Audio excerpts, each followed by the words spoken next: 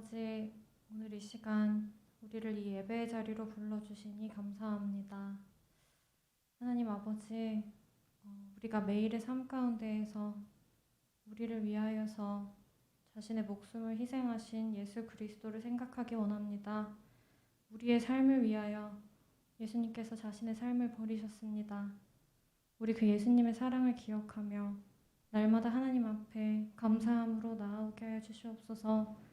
이 예배의 자리에서 우리에게 베푸시는 하나님의 그 무한하신 은혜와 자비하심을 기억하며 주님 앞에 전심으로 나아가기 원합니다. 아버지, 오늘도 이 시간이 우리의 모든 삶이 하나님 앞에 드려지는 거룩한 산제사 되도록 성령님 운행하여 주시옵소서. 이 자리에 모인 모든 가정들 가운데 주님 함께 하시고 인도하여 주시옵소서.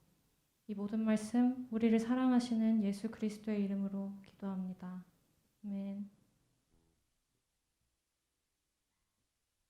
오늘도 예배의 자리에 나오신 여러분들을 주님의 이름으로 축복하고 환영합니다. 우리 코로나가 계속되는 가운데 지치고 힘들 수 있지만 그래도 우리가 이렇게 이 상황에 예배드릴 수 있게 하신 하나님께 감사하면서 그 기쁜 마음을 오늘도 찬양으로 예배로 마음껏 드리시기 바랍니다.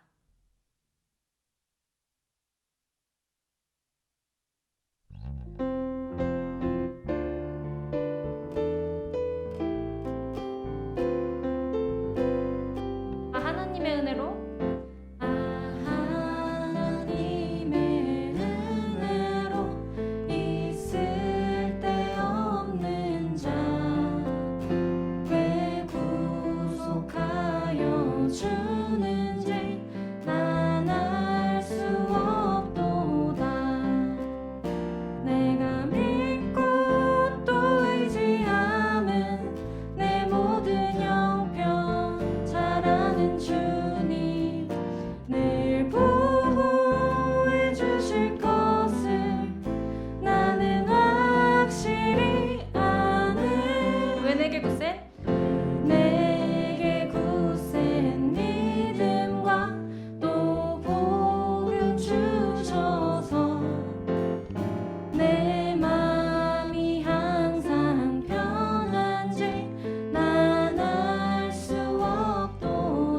내게 성령 주셔서 왜 내게 성령 주셔서 내 마음 감동해 주 예수 믿게 하는지 난 알 수 없도다. 내가 믿고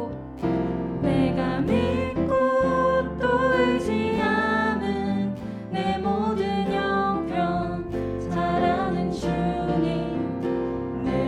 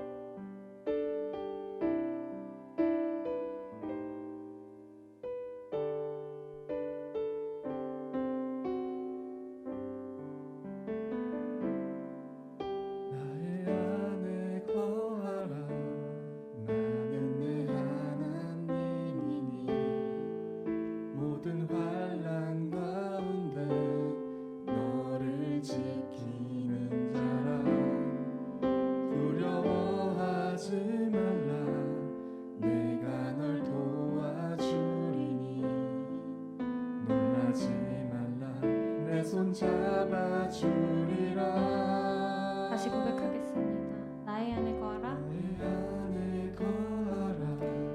나는 내 하나님이니 모든 환난 가운데 너를 지키는 자라. 두려워하지 말라. 내가 널 도와주리니 놀라지 말라. 내 손 잡아주리라. 내가 너를 지명하여 불렀나니 너는 내 것이라. 내 것이라. 너의 하나님이라. 내가 너를 보배롭고 존귀하게 여기노라. 너를 사랑하는 내 여호와라. 나의 안에 거하라. 나의 안에 거하라. 나는 내 하나님이니 모든 환난 가운데 너를 지키는 자라. 두려워하지 말라. 내가 널 도와주리니 놀라지 말라. 내 손 잡아주리라. 내가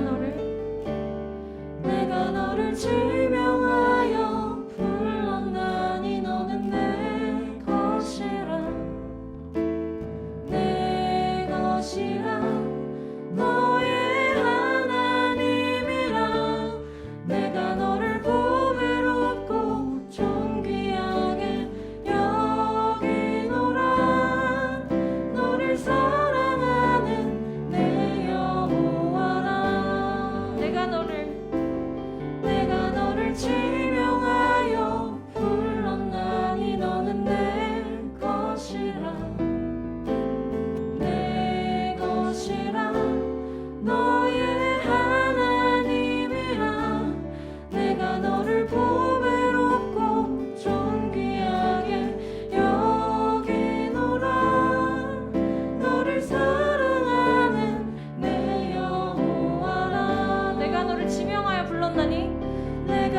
지명하여 불렀나니 너는 내 것이라. 내 것이라. 너의 하나님이라. 내가 너를 보배롭고 존귀하게 여기노라. 너를 사랑하는 내 여호와라. 너를 사랑하는 내 여호와라. 너를 사랑하는 내 여호와라.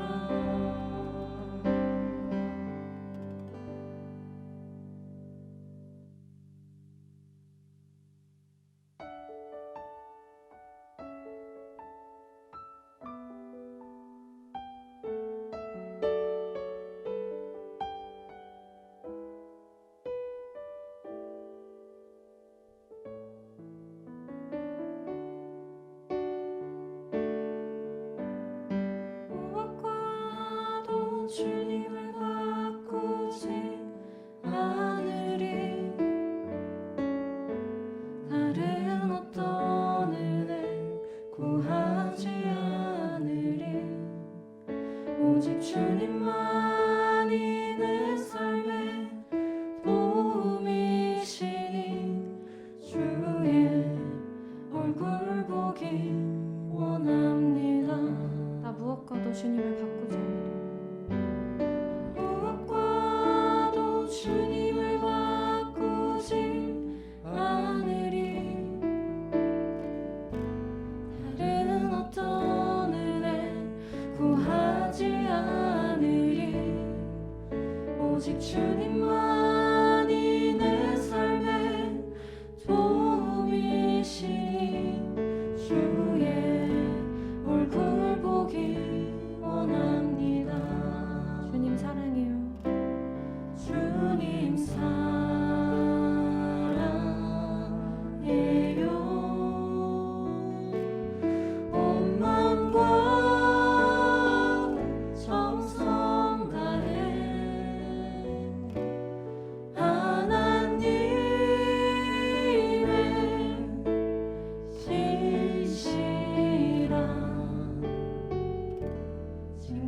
되기 원합니다.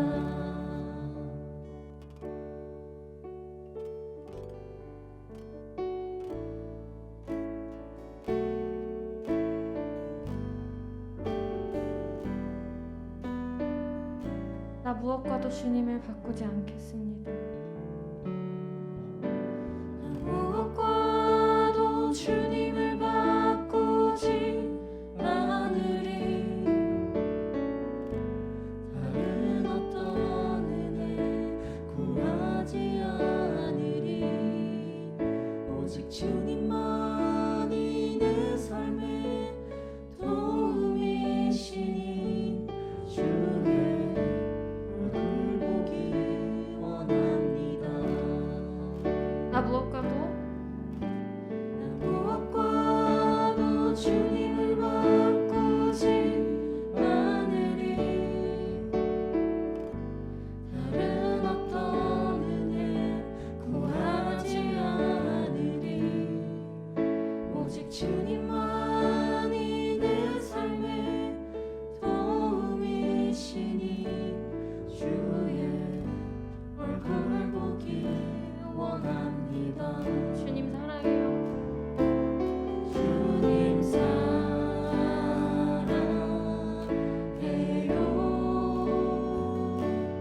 온 마음과 정성 다해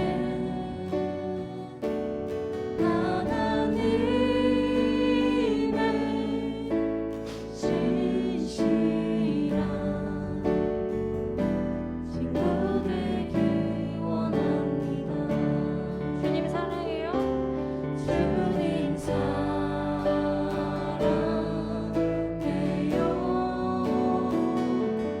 온 마음과 정성 다해 하나님의 진실한 친구 되기 원합니다. 주님 사랑해요. 주님 사랑해요.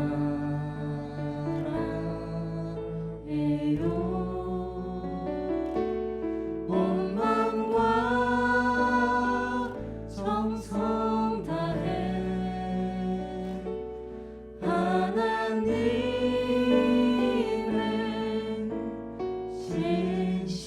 진실한 친구 되기 원합니다. 하나님의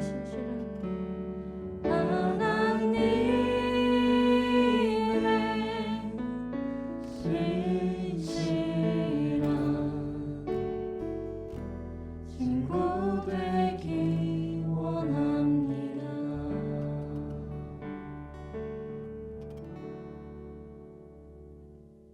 다 같이 기도로 예배의 자리에 나아가시겠습니다.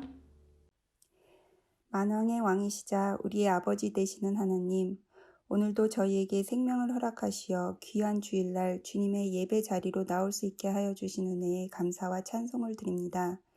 우리의 힘과 구원 되시며 주님을 찾는 자들의 반석이자 피난처 되어 주시는 하나님을 굳게 믿사오며 이 세상의 질병과 고난 중에 우리를 건지시고 지켜주시는 하나님을 믿습니다. 우리의 말과 생각이 주님 보시기에 흡족하기를 소원하오니 하나님의 말씀의 지혜와 허락하신 성령님으로 저희를 인도하여 주옵소서. 우리의 찬양을 받기에 합당하신 하나님, 주님의 자녀됨의 은혜를 잊고도 하나님 앞에 많은 죄를 지고 살고 있음을 이 시간 고백합니다. 저희의 어리석음과 게으름, 교만한 눈과 거짓말하는 혀, 악한 마음과 이웃을 사랑하지 않는 마음들을 주님 앞에 내려놓사오니 저희의 죄를 용서하시고 공유를 베풀어 주옵소서. 또한 이제는 알면서 짓는 죄들을 더 이상 짓지 않게 막아주시고 악한 것들이 우리를 휘어잡지 않게 우리의 눈과 마음을 밝혀주시어 주님의 밝은 길로 인도하여 주옵소서. 세상에 주님을 믿지 않은 영혼들을 불쌍히 여기시고 그들에게 주님의 의로우심과 보혈의 능력으로 복음이 선포되어 생명이 살아나는 역사가 있게 하여 주옵소서. 이 혼란의 시간 가운데에서도 하나님의 주관하심을 믿사오니 주님의 백성들을 위로하여 주시고 안전을 지켜주시며 마음의 근심과 두려움을 주님 말씀 안에서 이겨내게 하여 주옵소서. 새 학기가 시작합니다, 주님. 어린 아이들로부터 청년부에 이르기까지 모두 믿음으로 출발하게 보호하여 주시고 어떤 환경 가운데에서도 하나님의 인도하심을 경험할 수 있게 하여 주옵소서. 코넬 한인교회를 사랑하시는 하나님, 저희가 지금은 함께 모이지 못하고 각자 처소에서 예배를 드리나 예배 드리는 자들의 마음을 하나님 앞에 모아주시고 신령과 진정으로 예배드려 성도들 모두 하나님을 경험하는 귀한 예배가 되기를 기도합니다. 말씀을 전하시는 하홍표 목사님을 더욱 성령 충만으로 붙들어 주시고 안으로나 밖으로나 부족함 없이 채워주시며 언제나 하나님과 동행하는 귀한 종으로 쓰임받게 하여 주옵시고 말씀을 듣는 자마다 100배의 열매를 맺는 귀한 삶 살게 하여 주옵소서. 주일 학교를 위하여 말씀 전하시는 정대영 집사님과 최리나 전도사님께도 성령님의 역사하심으로 우리 어린 자녀들에게 귀한 말씀 인도하시기를 기도합니다. 찬양팀과 말씀 봉독, 편집, 번역, 주보 작성 등 예배를 위해 수고하시는 영혼들을 기억하여 주시고 그들의 섬긴 가운데 기쁨과 감사가 넘쳐나기를 기도합니다. 이웃을 돌봄이 주님을 섬김이라 말씀하신 하나님, 주위의 이웃을 살피게 하시어 그들의 기쁨과 슬픔을 사랑으로 함께 나누게 하옵시고 서로를 위하여 정성으로 기도함을 게으르지 않게 하여 주옵소서. 또한 저희 교회 성도님들 각 가정마다 주님께서 형편을 살펴주시고 영육간에 강건하게 지켜주시며 그들이 연약함 가운데 있을 때 주님을 더욱 깊이 알아가는 은혜를 베풀어 주시기를 기도합니다. 우리가 사는 이 미국 땅과 한국 땅의 지도자들을 예수님을 믿는 자들로 세워주시고 하나님의 법으로 세상의 법들이 다스려지게 하여 주옵소서. 하나님의 영광이 오늘 이 예배와 함께하기를 소원하며 언제나 선하시고 신실하시고 영원한 사랑의 주인 되시는 우리 주 예수 그리스도 이름으로 기도드립니다. 아멘.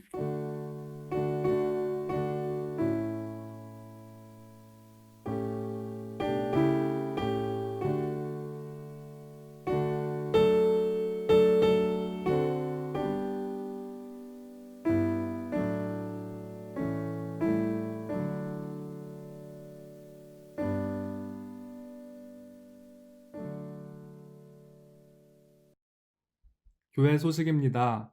예배에 참석하신 모든 분들을 주님의 이름으로 환영합니다.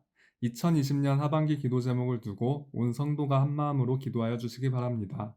코넬 대학의 가을학기 건물 폐쇄 결정이 발표됨에 따라 주일 예배는 기존과 같이 12시 45분부터 온라인으로 드려집니다. 다만 다음 주 예배부터는 성도 간의 교제를 위해 실시간 줌으로 드려집니다.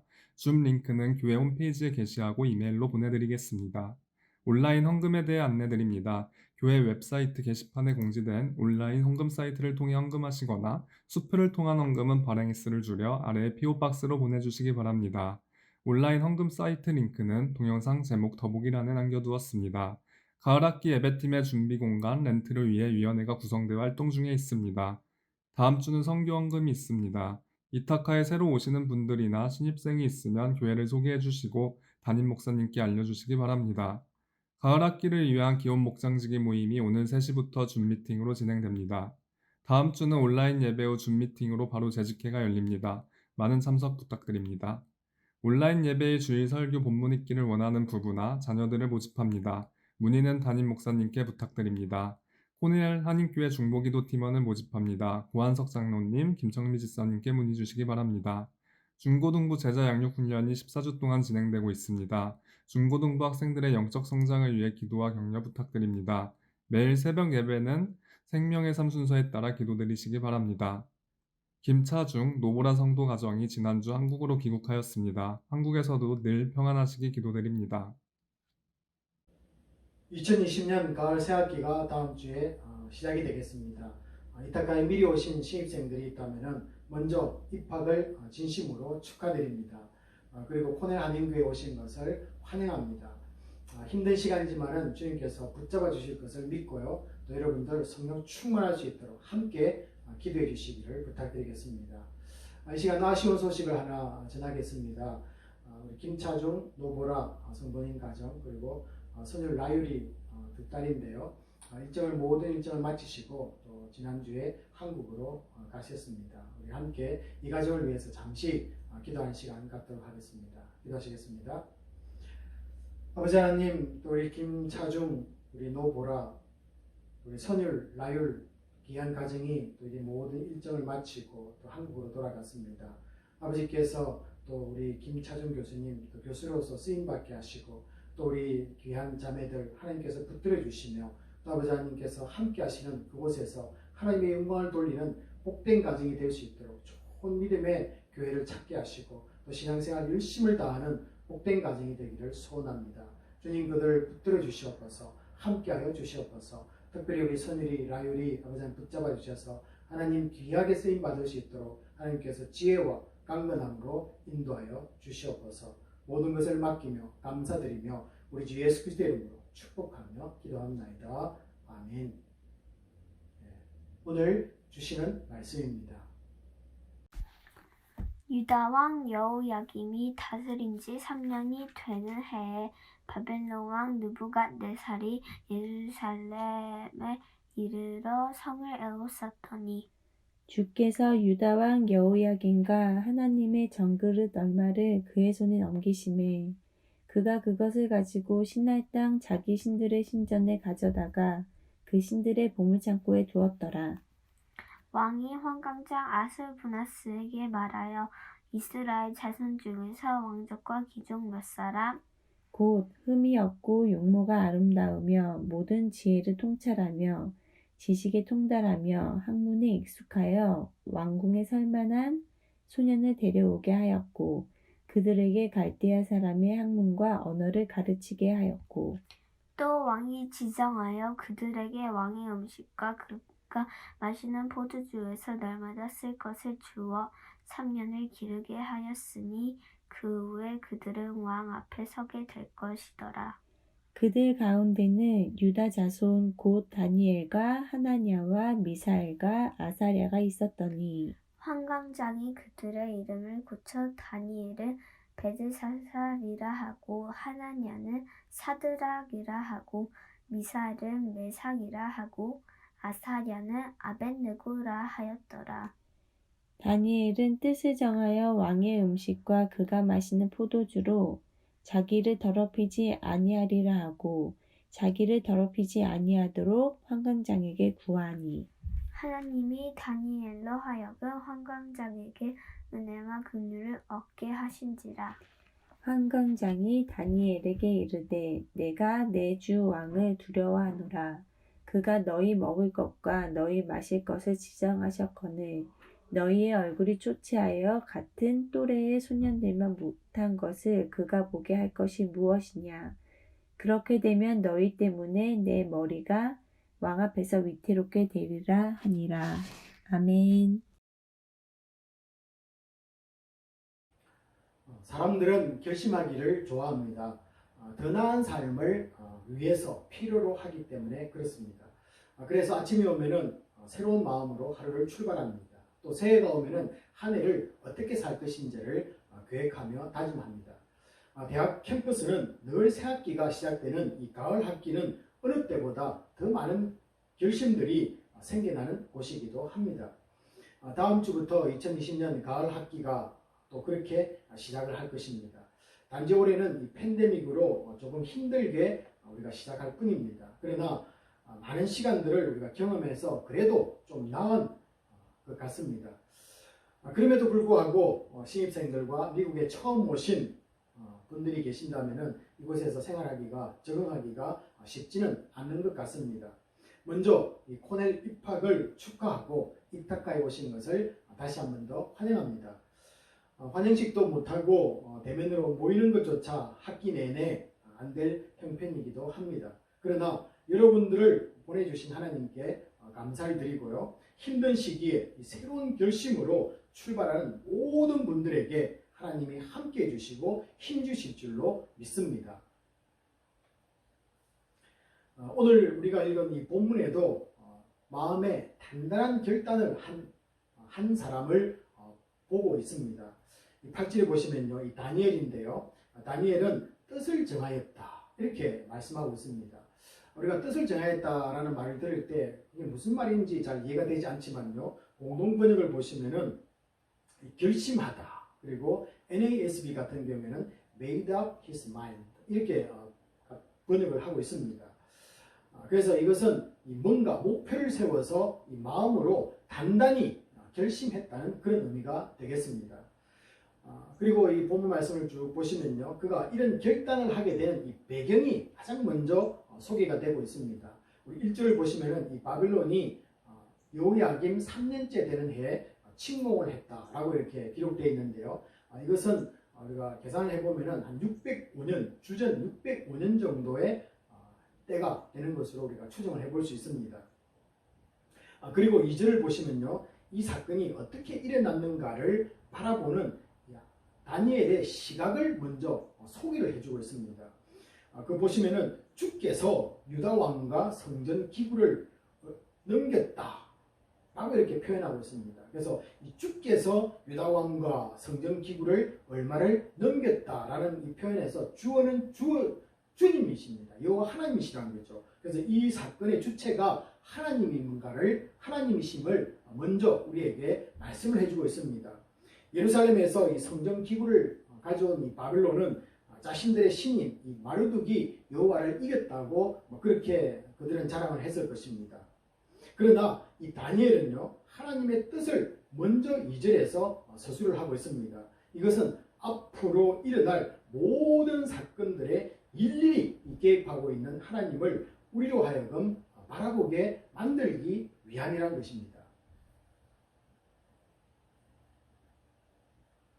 이렇게 바빌론이 침공을 하고 난 뒤에 좋지 않은 모습을 하나가 나타나는데요. 무력으로 이 주종관계를 맺은 바빌론은 제국들이 했던 이 세상 방식으로 안전장치를 하나 마련하게 됩니다. 이 3절과 4절을 보시면은 이 왕족과 귀족들의 자녀들을 볼모로 잡아갑니다. 이것은 뭐 유다뿐만 아니라 우리 역사에도, 그리고 우리 세계 역사에도 나타나기도 하고요. 우리가 겪었던 우리나라에 있던 이 병자호란 때 청나라에 잡혀간 이 소현세자 같은 그런 경우를 한번 생각해 보시면은 쉽게 이해가 될 것 같습니다. 일단 이 무력으로 눌려놓고 유다를 길들이려는 이 제국의 의도인 것입니다. 당시 이 느부갓네살 왕은요, 영토를 한참 넓히고 있던 중이었습니다.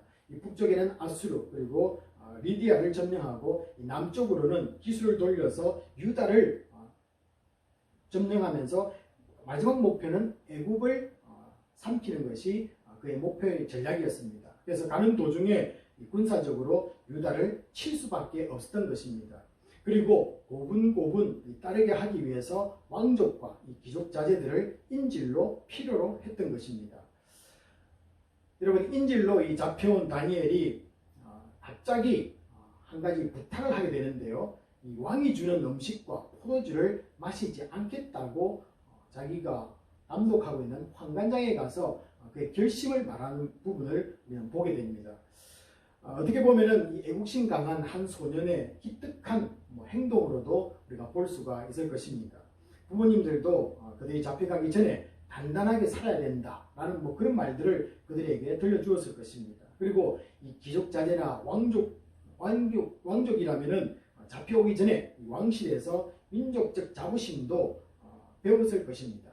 이런 것들이 바탕이 되었다라고도 할 수가 있을 것입니다.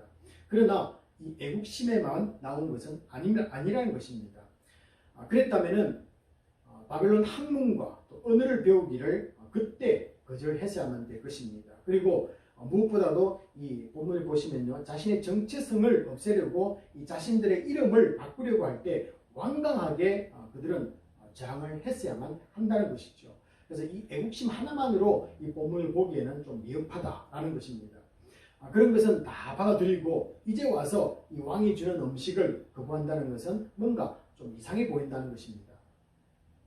하지만은 그의 결심 속에는요, 이방신을 섬기고 난 뒤에 왕이 주는 음식과 포도주로 자신의 몸을 더럽히지 않겠다는 그런 믿음의 결단이었다는 것을 우리는 알 수가 있습니다. 이 10절 말씀해 보시면요, 환관장의 반응을 보여주고 있습니다. 다니엘은 찾아가서 자기는 이런 믿음을 가지고 있기 때문에 이런 것을 할 수가 없습니다 라고 이렇게 말씀을 했습니다. 그랬더니 환관장의 반응을 보입니다. 환관장은 이렇게 말합니다.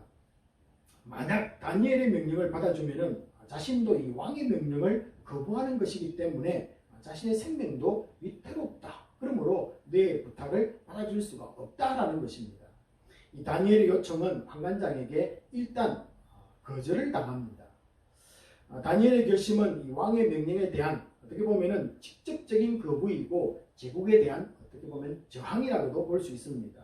만약에 환관장이 그렇게 생각했다면은 그를 죽일 수도 있는 권한을 왕에서부터 받았지 않았겠는가라는 것입니다. 그러나 9절을 보시면요, 하나님은 이 다니엘로 하여금 환관장에게 은혜와 긍휼을 얻게 했다라고 이렇게 성경은 기록을 하고 있습니다. 여러분, 우리가 하나님을 위한 이 결단을 할 때 하나님은 우리의 생명까지도 지켜주신다는 것을 메시지로 전해주고 있습니다. 이것이 하나님의 자녀들에게 허락하시는 긍휼이라는 것입니다. 그래서 은혜와 긍휼을 베풀었다라고 하는데요, 먼저 이 긍휼을 우리가 소개를 하고 있습니다. 환관장에게서 좋은 결과가 나오지 않았습니다. 그러나 다니엘은 그의 결심을 그만두지 않습니다. 11절에 보시면요, 이 다니엘은 환관장에 잡혀온 소년들을 감독하게 한 사람에게 한 번 더 청하는 모습을 볼 수가 있습니다. 그래서 왕은 환관장에게 명령을 내렸고, 환관장은 또 그들을 어린 소년들을 직접 관리하고 책임지는 이 감독관을 세웠던 그런 모습을 우리가 보여주고 있습니다. 이 다니엘의 이런 행동을 볼 때 우리가 어떤 마음을 볼 수가 있습니까? 우리가 결심할 때 안 되면 말고가 아니라 끝까지 가겠다는 그런 의지와 결단이 있어야 된다는 것을 우리에게 말씀해 주고 있습니다. 그러나 그것은 내가 결심했기에 의지로 밀어붙이는 것이 아닙니다.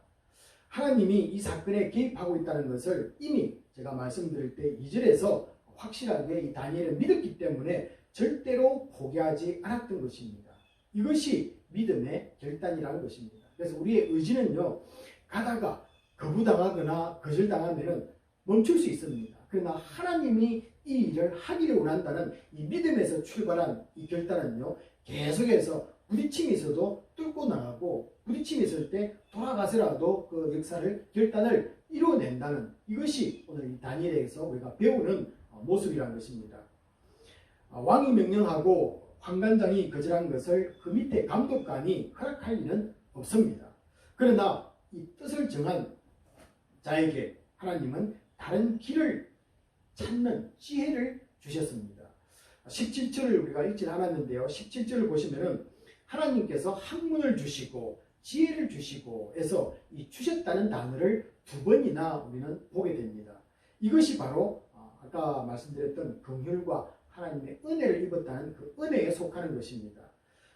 뜻을 정한 분들에게 동일하게 도울 사람들이 보이고 길이 열리고 방법이 생각날 줄로 믿습니다. 그래서 여러분들 오늘 이 가을 학기를 시작하는 우리 앞에 있는 한 주 전에 결단하는 믿음 속에서 하나님은 우리에게 지혜를 주시고 은혜를 허락하신다는 그 믿음으로 출발해 가시기를 부탁을 드립니다. 지금까지 이 말씀을 들으면서 한 가지가 궁금합니다. 만약에 나라면은 이 다니엘과 같은 결단을 할 수 있을까?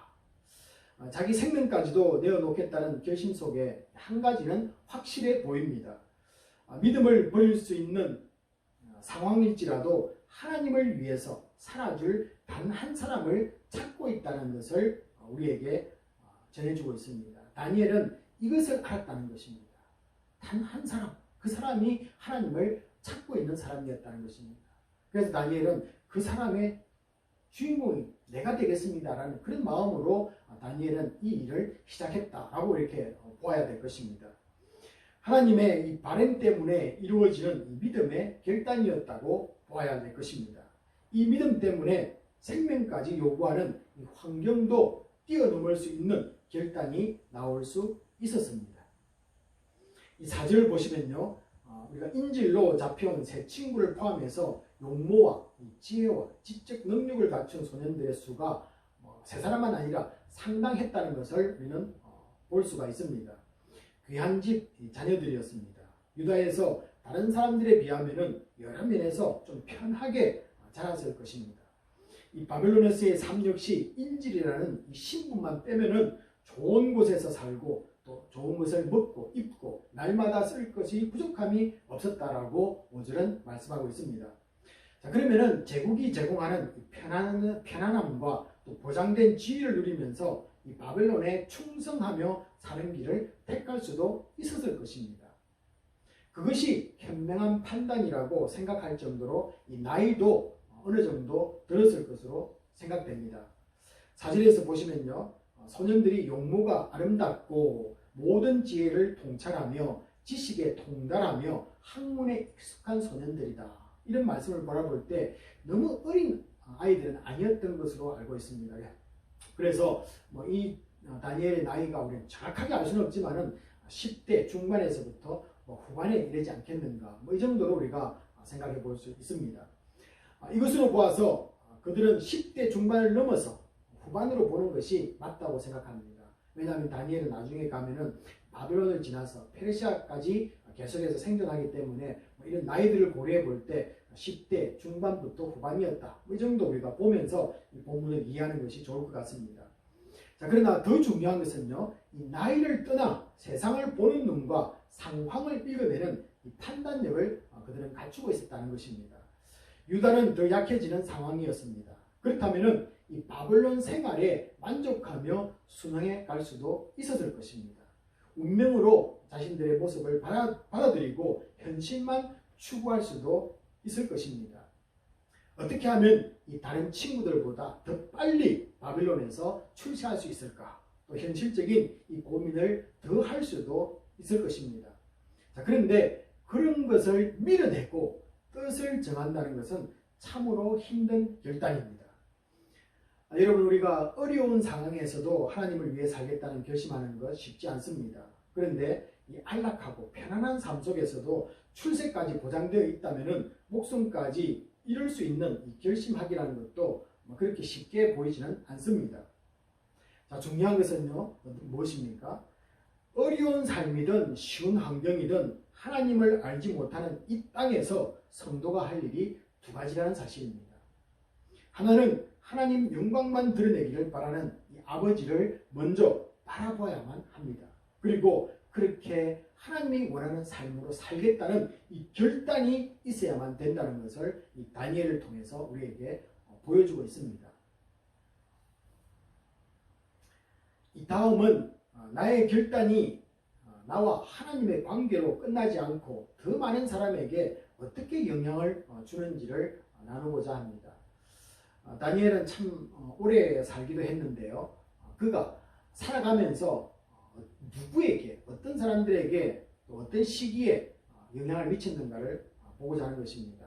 이 다니엘의 영향력은 우리가 보면 1장, 다니엘서 1장에서는요, 이 바벨론의 왕의 신하들에게까지만 영향을 미치는 것으로 기록이 되고 있습니다. 그런데 우리가 다음 주에 보시게 될 2장부터는요, 온 바벨론 백성들에게까지 하나님의 위대함을 드러내는 인물로 부각되는 모습을 우리가 보게 될 것입니다. 그뿐만 아니라 나중에 끌려온 유다 포로민들에게도 엄청난 영향력을 미치는 인물이 되게 됩니다. 다니엘이 바벨론으로 인질로 온 후에 거의 20년 동안 두 차례에 걸쳐서 유다 포로민들이 발생을 하게 됩니다. 다니엘이 605년에 잡혀왔다라고 했는데요. 그리고는 8년이 지나서 주전 597년에는 우리가 잘 알고 있는 이 에스겔 선지자와 요야긴이라는 왕이 바벨론의 1차 포로가 발생하게 됩니다. 열왕기하 24장 12절을 보시면요, 그때 왕은 이 요야긴 왕인데요, 그때 왕은 자기 자신은 물론 그의 어머니와 왕비들, 그리고 신복들, 그리고 정치 지도자들과 내시들이 함께 잡혀왔다라고 열왕기하 24장에서는 기록을 해주고 있습니다. 그리고 열왕기하 24장 13절과 14절에는요, 이때 엄청난 양의 이 제하와 보물들과 그리고 인적 자원들이 예루살렘으로부터 왔다라고 기록을 하고 있습니다. 이것을 표현하기 위해서 이 13절과 14절에 보시면요, 모두라는 단어가 무려 5번이나 사용되고 있는 것을 볼 수가 있습니다. 그래서 엄청난 제하와 엄청난 사람들이 끌려왔다는 것을 말해주는 것이죠. 전쟁에 나갈 사람들과 이 기술자들까지도 다 잡아옴으로써 유다에는 이 비천한 자 외에는 남은 자가 없었다라고까지 성경은 기록을 하고 있습니다. 포로들은 대부분 유다를 다스리고 유지하는 데 필요한 지도자들이었고 최고의 기술자들이었습니다. 그들이 잡혀왔다는 것입니다. 그렇다면 이 포로된 이들의 실망과 좌절은 어떻겠습니까? 가족과 집을 잃고 삶은 파괴되고 쥐기는 빼앗겼을 것입니다. 낯선 땅에 끌려와 이제는 포로라는 자신의 신분으로 살아야만 했을 것입니다.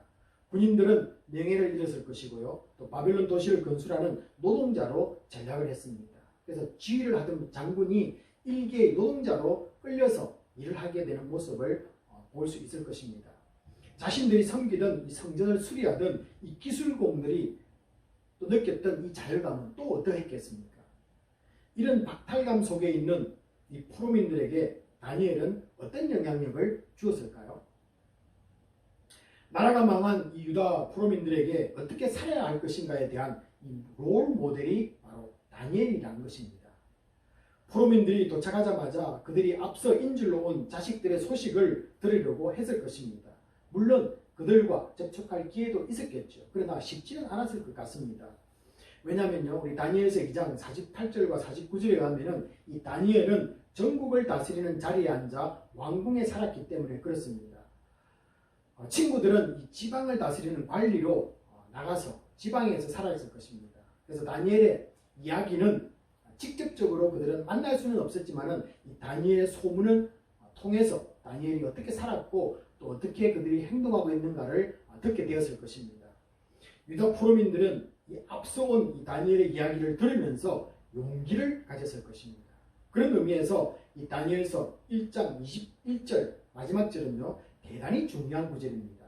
생뚱맞게 1장 22절에서 왜 이 구절을 쓰고 있는가라고 우리가 생각해 볼 수 있지만요, 굉장히 중요한 것입니다. 왜냐하면요, 그가 바벨론 나라라는 제국이 무너지고 난 뒤에 페르시아가 들어왔을 때에도 다니엘은 건재했다는 사실을 기록을 해두고 있는 것입니다. 이것이 무엇을 우리에게 말씀하고 있을까요? 그것은 다니엘은 고레스가 이어질 때까지 계속해서 이스라엘 백성들에게 영향력을 미치고 있었다는 것을 암시적으로 표현하기 위해서 1장 마지막 절에서 그것을 기록을 하고 있다, 이렇게 볼 수 있을 것 같습니다.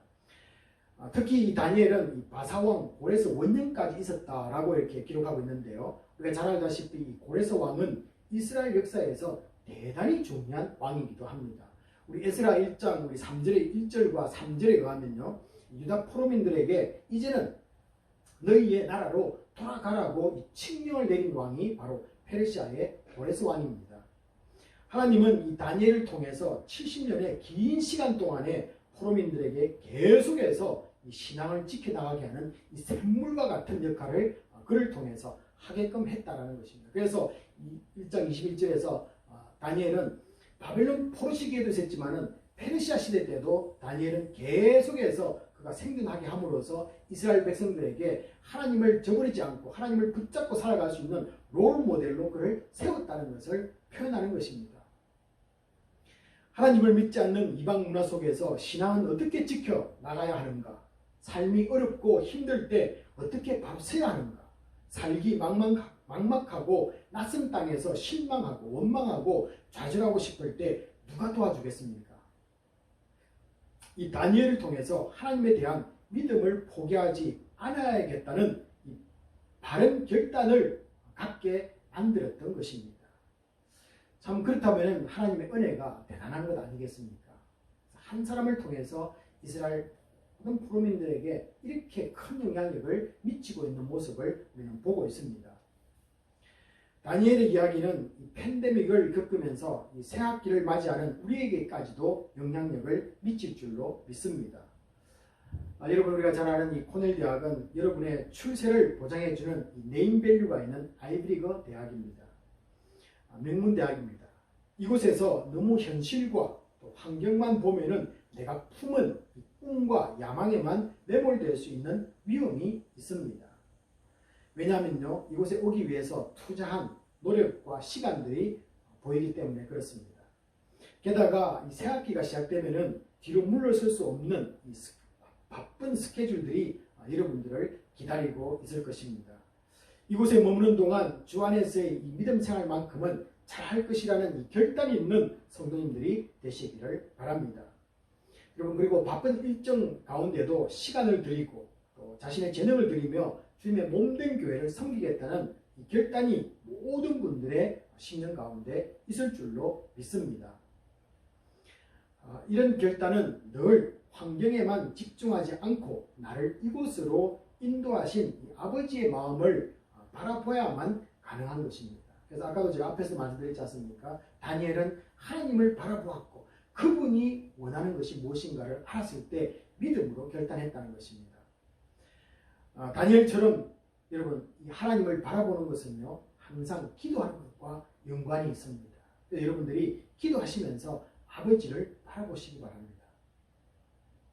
이 뜻을 정한 다니엘과 같이 이 기존 성도님들은 물론 이타카에 새로 오신 분들 모두가 다음에 올 후배들에게 남겨줄 믿음의 좋은 롤 모델이 되기를 바랍니다.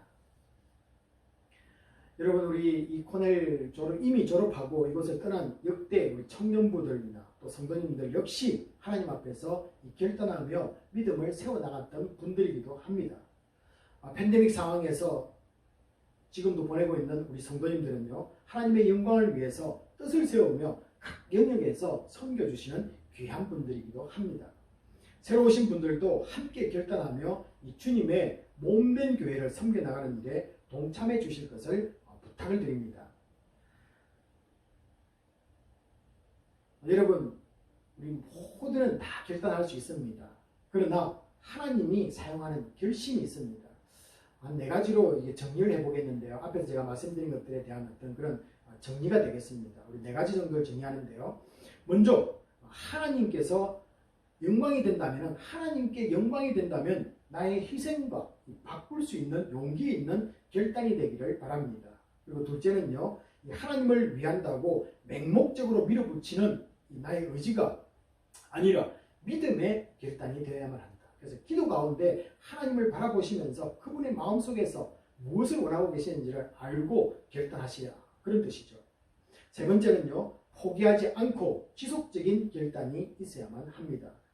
이때 다니엘처럼 함께하는 이 믿음의 친구들이 있으면 대단히 힘이 납니다. 팬데믹 상황에서도 우리 교제와 또 대면 만남이 줄어드는 상황이기도 합니다. 하지만은 우리 교회가 제공하고 있는 성경 공부와 또 목장 모임 등 이 친구의 자리로 나아가서 믿음의 친구들을 만나시기 바랍니다. 그리고 함께 아버지의 마음을 시원하게 해드릴 분들이 다 되시기를 바랍니다. 마지막으로는요, 4번째는 비록 나의 작은 결단이지만은 주 안에서 많은 사람들에게 좋은 영향력을 미치게 한다는 이 선한 부담감을 여러분들이 가지실 때 그런 가운데서 결단되어지는 이 마음의 결정은요, 하나님이 쓰십니다. 캠퍼스는 우리로 하여금 매 순간마다 결단을 요구하는 장소입니다. 합리적인 것을 따지고 또 이성적 접근을 하는 곳이기도 합니다. 게다가 하나님이라는 이 절대자를 바라보는 시각보다 세상을 지향하며 연구하고 또 학문을 배우는 곳이기 때문입니다. 우리들은 어쩔 수 없이 이미 이 환경 속에 들어와 있거나 이 관련들이 다 있습니다. 과연 우리는 이 다니엘과 같은 결단을 할 수가 있습니까? 다니엘의 결심은 사실 따지고 보면은 대단한 것은 아니어야 정상입니다. 하나님만을 섬기고 따르는 유대인들이라면 다 그렇게 말해야 하고 행동해야 하기 때문에 그렇습니다. 정한 것과 이 부정한 것을 구별하며 살던 유대 사람들이 이방 땅에서 산다고 막 살면 안 되기 때문에 그렇습니다. 함께 인질로 잡힌 유다인 모두가 다니엘과 같은 결단을 하는 것이 사실은 맞습니다. 그러나 소수의 사람만이 아버지의 마음을 알았고 하나님을 바라보면서 주님만을 위해 살겠다는 이 선한 뜻을 정했습니다. 그러나 그들은 이 바벨론에서 유다 공동체를 영적으로 이끌어가는 주 핵심 동력이 그들에게서 나왔다는 사실입니다. 또한 그런 다니엘에게 하나님은 은혜와 긍휼을 더해 주셨다는 것을 우리는 보게 됩니다. 자, 그런데 우리가 이 시편 106편 46절을 한번 보시면요. 이스라엘은 그들을 사로잡아간 모든 나라들에게서 긍휼히 여김을 받는다는 약속을 시편에서 106편 46절에서 발견할 수 있습니다. 우리가 읽은 이 다니엘서 1장에서는 환관장으로부터 긍휼을 얻는 이유가 무엇인지 확실하게 설명해 주고 있지는 않습니다. 그래서 제가 오늘 이 시편 말씀을 한번 인용을 해서 여러분들에게 보여드리는데요. 시편 106편 45절에 보시면은 하나님은 이 사로잡혀간 이스라엘을 위하여 언약을 기억하시고 하나님의 크신 은혜를 베푼다고 분명하게 시편에서 기록을 해고 있습니다. 우리는 어제나 오늘이나 동일하신 하나님을 바라봅니다. 또한 약속하신 말씀 때문에 뜻을 정하고 아무도 그러가지 않을지라도 묵묵히 주만 바라보고 나아가는 성도들입니다. 오늘 이사야 43장 2절 말씀을 약속의 말씀으로 여러분에게 드립니다. 네가 물 가운데로 지날 때에 내가 너와 함께할 것이라. 강을 건널 때에 물이 너를 침몰하지 못할 것이며 네가 불 가운데로 지날 때에 타지도 아니할 것이요 불꽃이 너를 사라지도 못하리라. 여러분, 오늘 이 이사야 43장 2절 말씀이 우리에게 주신 약속의 말씀입니다. 우리 앞에 놓인 이 코로나 팬데믹은 어떤 분에게는 우리를 위협하는 물이요, 강이요, 불이 될 수가 있습니다. 그러나 아무 해도 주지 못하게 하실 것을 약속해 주셨습니다. 호내하나님 교회 성도님들과 이 새학기를 출발하는 분들 한 분 한 분도 예외 없이 이 말씀을 붙잡기 원합니다. 그리고 주를 위해 살겠다는 결심으로 좋은 결심들이 남기를 주님의 이름으로 축복합니다. 우리 이 시간에 내게 주신 말씀을 붙잡고 우리 동성으로 기도하는 시간인데요. 세 가지를 놓고 기도하겠습니다. 첫 번째는 이 새학기를 시작하면서 무엇보다 주님을 위해서 내가 살겠습니다라는 결심을 하기를 원합니다. 두 번째는요, 그 결심들이 좋은 열매를 맺도록 하나님 은혜를 베풀어 주십시오. 그리고 이 팬데믹 가운데 시작된 학기가 잘 진행될 수 있도록 긍휼을 베풀어 주십시오. 우리 세 가지를 놓고 함께 같이 한번 통성으로 기도하도록 하겠습니다. 아버지 하나님, 저희들 오늘 말씀을 통해서 다니엘이라는 인물을 통해서 새 학기를 바라보겠습니다. 그를 통해서 우리에게도 일단이 내일